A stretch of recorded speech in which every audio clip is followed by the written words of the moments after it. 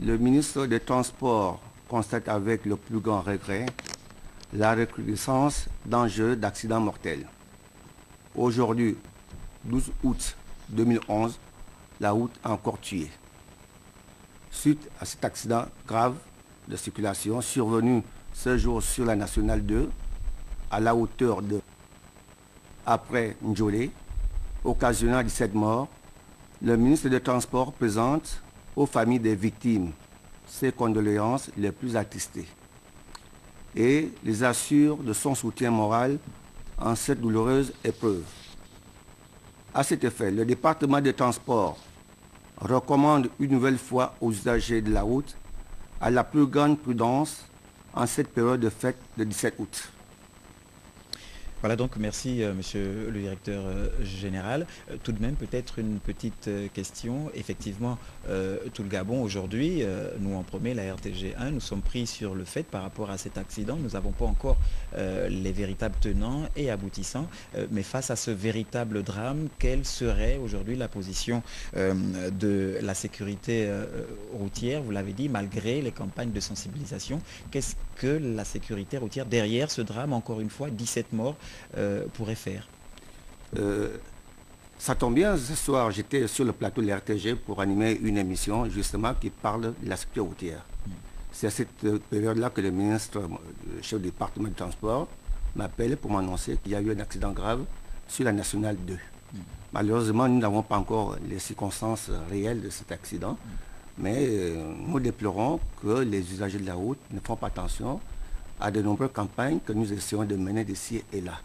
Mais la direction générale de la sécurité routière ne va pas lâcher. Nous continuerons toujours à faire notre mission qui est de sensibiliser, éduquer, prévenir. Merci à vous. Je rappelle à nos téléspectateurs que nous recevions le directeur général de la sécurité routière, le colonel Ndim Zemba, face à suite donc à cet accident grave sur la nationale qui a occasionné 17 morts. Nous y reviendrons donc au cours de nos prochaines éditions d'information, notamment avec Patrick Simangoy. Nous allons tout de suite passer à ce communiqué donc de félicitations du Premier ministre chef du gouvernement à Madame le Premier ministre de Thaïlande. Votre élection à la tête du gouvernement par le Parlement thaïlandais et l'accord du roi pour cette haute fonction m'offre l'agréable occasion de vous adresser mes chaleureuses félicitations et mes vœux de succès les plus sincères. Vous voudrez bien me permettre de saisir cette heureuse opportunité pour renouveler la disponibilité du Gabon, de son président, son Excellence M. Ali Bongo Ondimba, de son gouvernement, ainsi que celle de son peuple à faire davantage progresser les relations de coopération et de partenariat qui unissent déjà nos deux pays. Je vous prie d'agréer, Madame le Premier ministre, l'expression de ma haute et parfaite considération. Dans l'actualité également, la mairie du 6e arrondissement de Libreville, qui a donc prêté son cadre au mouvement gabonais de bien-être familial, qui a organisé une séance de dépistage gratuit du VIH-Sida et des conseils en planification familiale. Une action rendue possible grâce à Madame Charlotte Kombila, le sénateur de cette circonscription politique. Le reportage est de Marie-Josée Nombi. Ensemble, engageons-nous pour une sexualité saine et responsable sans IST ni VIH-Sida.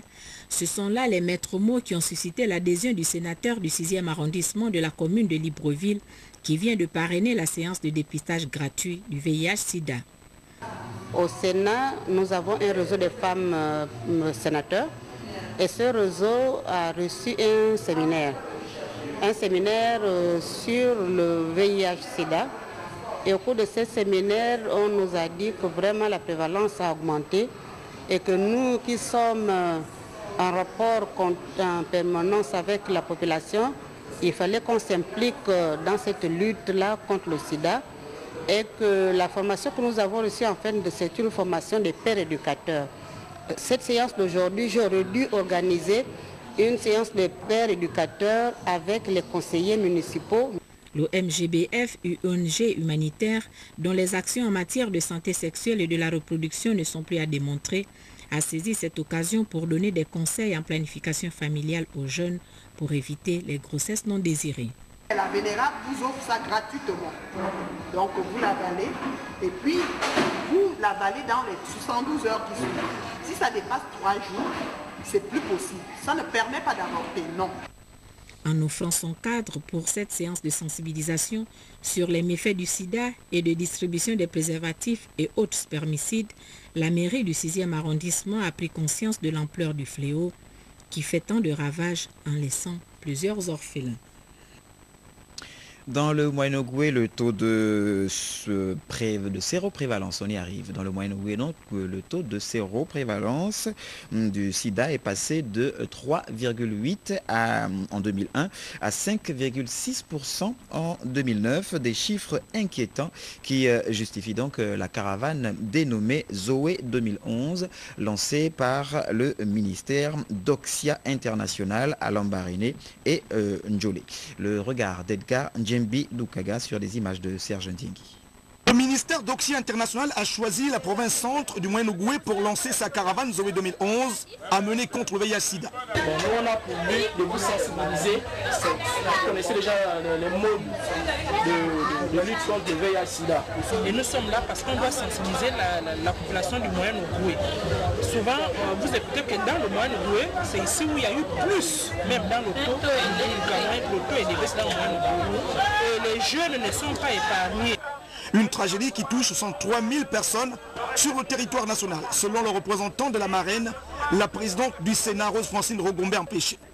Principale cible, les jeunes. Les jeunes sont amenés aujourd'hui à être infectés par le VIH.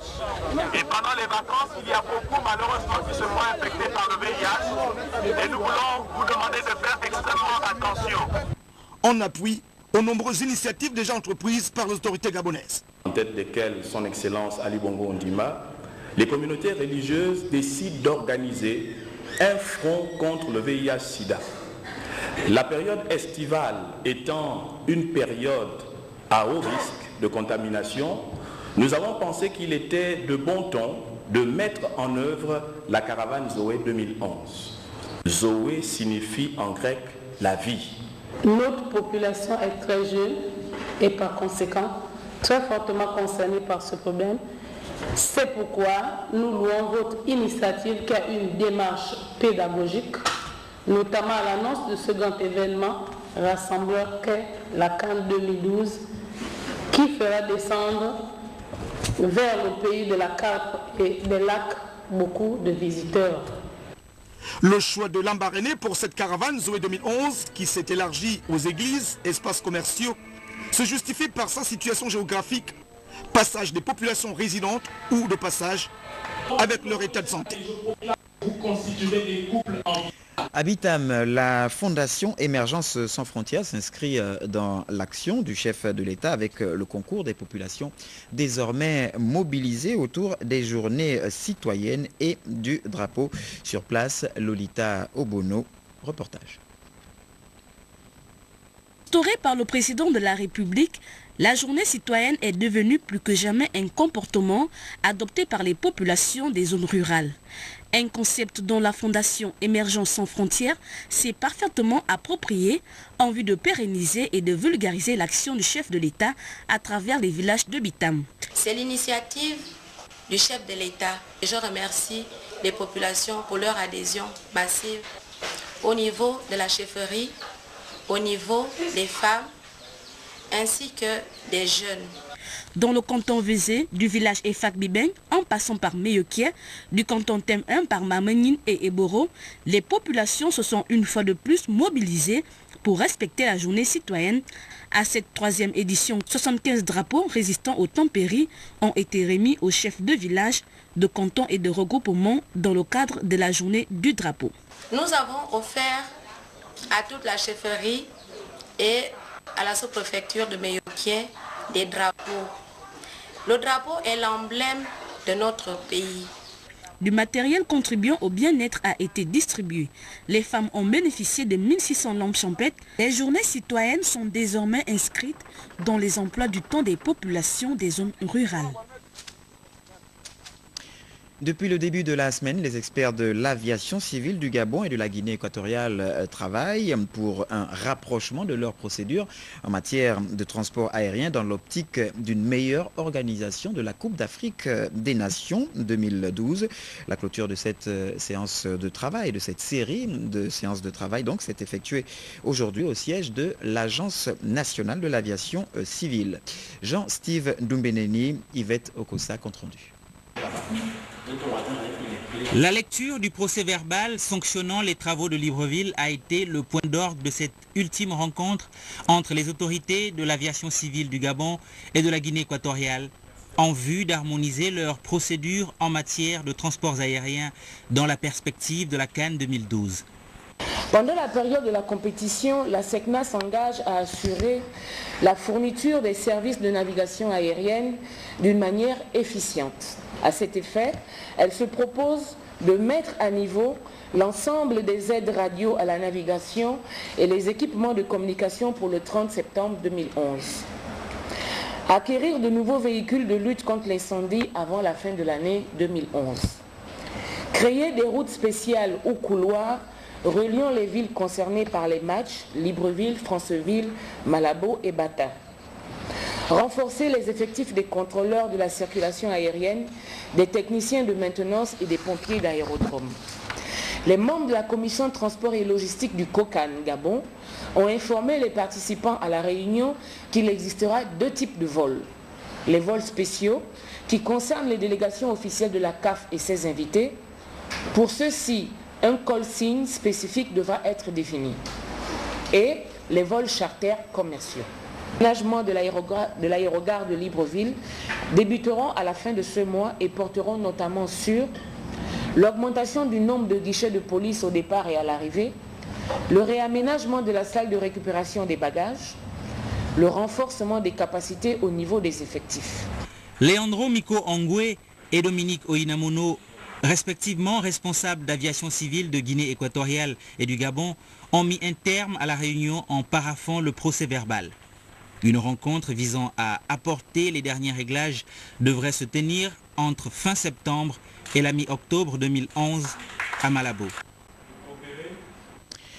À présent, cette série de communiqués, le ministre des Relations avec le Parlement, des institutions constitutionnelles, de l'intégration régionale chargé des droits de l'homme et du NEPAD, M. Aurélien Tuntum, en sa qualité de premier responsable politique du 2e arrondissement de Libreville, invite les membres des 4 fédérations PDG à prendre part à une importante réunion qui aura lieu le samedi 13 août 2011 à 13h à son domicile privé situé au quartier Okala. Vu l'importance des points inscrits à l'ordre du jour, la présence de tous les camarades est vivement souhaitée. Pour leur part, les Forces Patriotiques Unies, en abrégé FPU, organisent leur premier congrès ordinaire à Libreville. Ce sera le dimanche 13 août 2011 au siège du parti, sise derrière la pharmacie de la SGA, juste après équipe auto du PK8. Voilà, sont donc conviés les partis amis, la société civile, les sympathisants, les militantes et militants. Donc la présence de tous est vivement souhaitée. Cette rencontre se passera à 13h précises. Dans le cadre du processus d'investiture des candidats du PDG aux prochaines élections législatives, eh bien, le camarade Julien Kogue-Bekale, membre du bureau politique du PDG, et le camarade Raphaël Nkoge-Mba, secrétaire départemental du PDG pour le Komomonda, Ntoum, invitent les camarades élus et de droit, membres du Conseil national, les élus locaux et nationaux du PDG, les membres du comité central, les secrétaires et membres des bureaux des fédérations et des sections, ainsi que les secrétaires de comité, à une très importante réunion qui aura lieu le dimanche 14 à 11h30 à la permanence politique du PDG du côté de Ntoum. Récemment élevé donc à la tête du corps d'armée d'état-major de l'armée de l'air, le colonel-major Maxime Eban Edou a présidé donc une cérémonie de présentation des drapeaux des recrues de la promotion 2011. Vous aurez tout cela en images au cours de nos prochaines éditions d'information. Décédé le 6 août 2011 dernier à Libreville, le conseiller membre du CNC, Conseil national de la communication, Ismaël Abouna, a été inhumé ce jeudi 11 août 2011 à Franceville, dans le Haut-Ogooué, sa province natale. Jean Ovono Isono, président du Conseil national de la communication, s'est rendu sur place à Franceville pour les premiers hommages aux disparus. Le reportage de la presse du CNC. Après les hommages de la nation rendus à Libreville, au siège de l'institution au conseiller membre Ismaël Abouna, le président du Conseil national de la communication, Jean Ovono Isono, a tenu à rendre un dernier hommage aux disparus en conduisant la délégation du Conseil à Franceville, capitale de la province du Haut-Ogooué, au sud-est du Gabon, ce jeudi 11 août 2011. Sur le site du deuil au quartier Carrière, la douleur, la tristesse mêlée à la compassion se lisait sur les visages de nombreux parents, amis, connaissances et alliés venus également rendre les ultimes hommages à Ismaël Abouna. Tradition altogovéenne oblige, les obsèques du conseiller membre Abouna ont obéi au rituel en vigueur à milieu Téké, notamment la palabre. Et lors de cette phase, c'est Jean-Claude Boulanga, vice-président du CNC, qui s'est chargé de témoigner dans les faits, en cette circonstance particulière, l'attachement, l'assistance et surtout l'apport multiforme du CNC vis-à-vis de leurs collègues disparus, Ismaël Abouna. Âgé de 61 ans, Ismaël Abouna, grand commis de l'État qui nous a quittés le 6 août dernier, faisait partie de l'équipe actuelle des conseillers membres du CNC nommés et installés en 2006. Cette disparition qui n'a laissé personne indifférent constitue un vide au CNC. C'est d'abord l'émotion, la tristesse, bien sûr, parce que Ismaël Abouna était une cheville importante de notre institution. C'est un homme pondéré, un homme discret, un homme qui avait bien sûr ses convictions, mais c'était toujours dans le sens de l'apaisement. C'est vraiment une très grande perte, non seulement pour notre institution, mais surtout pour la République. Musulman pratiquant, la dernière phase des funérailles a été effectuée par les membres de sa communauté selon les principes de l'islam à la mosquée de Franceville à travers un office religieux avant l'inhumation. Au-delà de sa disparition aujourd'hui, Ismaël Abouna, la Rosa, a marqué sa présence auprès de tous ceux qui l'ont côtoyé. Nous nous rappellerons toujours de lui parce qu'il nous a rendu beaucoup de services. Nous, la communauté musulmane de Franceville, nous ne pouvons jamais l'oublier parce que ce qu'il nous a fait, on ne peut pas oublier. Ce qu'il nous a, alors, dans l'aide qu'il nous a accordée quand il était maire central, on ne peut jamais l'oublier. Il était très cher, hein? Pour la famille, il était très cher. C'était un monsieur qui était très partagé avec tous les membres de la famille, soit du côté maternel, soit du côté paternel. Donc, c'est une douleur qui nous a tous frappés. Ismaël Abouna repose désormais ici à Franceville, sa terre natale, la terre de ses ancêtres. Dieu a donné, Dieu a repris, adieu, monsieur le conseiller membre. Nous allons reprendre ce communiqué. Les forces patriotiques unies organisent leur premier congrès ordinaire à Libreville le 13 août 2011 au siège du parti, assise derrière la pharmacie de la SGA, juste après Équipe Auto du PK8. Les partis amis, la société civile, les sympathisants, les militantes et militants sont priés de bien vouloir honorer de leur présence à cette importante rencontre politique qui débutera à 13 h très précisément. Elfox Mbina, le président de l'AJDD, l'association Julien doit demeurer, effectuera dès samedi 13 août 2011 une tournée d'installation des cellules de base dans le département du Komomanda. La plaine Ayéné constituant donc la première étape d'une longue série. Le président de l'AJDD convie les adhérents et les sympathisants à prendre part massivement à la manifestation dès 12 h h 30. Et puis dans le cadre du processus d'investiture des candidats du Parti démocratique gabonais aux prochaines élections législatives, eh bien le camarade Séraphin Mundunga, membre du comité permanent du bureau politique du Parti démocratique gabonais, invite les camarades membres du bureau politique, les membres du Conseil national élus et de droit, les députés, sénateurs PDG, les membres du comité central, le secrétaire départemental, les bureaux de fédération et de section, ainsi que les secrétaires de comité à une très importante réunion qui aura lieu à Moabi le dimanche 14 août 2011 à 12h30 dans la salle du foyer des jeunes. Les éventuels postulants à l'investiture du parti doivent également être présents à cette concertation. Autre invité, dernier invité, bien sûr, pour boucler en beauté, comme qui dirait, cette édition d'information, nous recevons Madame Nsourou Mébiam Hermance. Madame, bonsoir. Bonsoir, Monsieur Chilinda.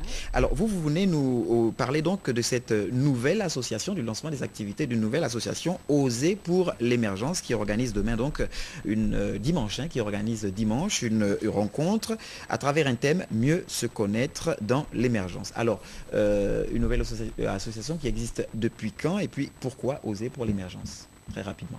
Alors, notre association existe depuis janvier 2011.